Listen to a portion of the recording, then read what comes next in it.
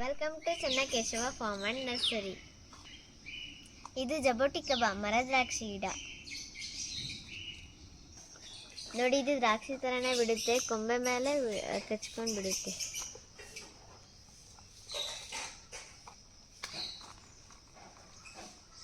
ಇದನ್ನ Brazilian grapes ಅಂತಾನು ಕರೀತಾರೆ.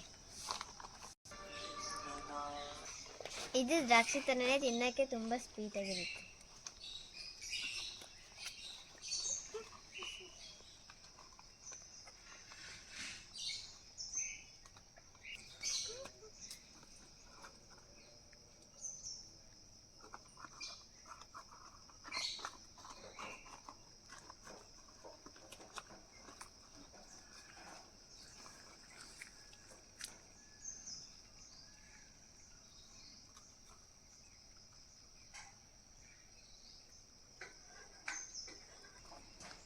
ಈ ಜಬೋಟಿಕಬ ಸಸಿಗಳು ನಮ್ಮ ನರ್ಸರಿಯಲ್ಲಿ ದೊರೆಯುತ್ತವೆ.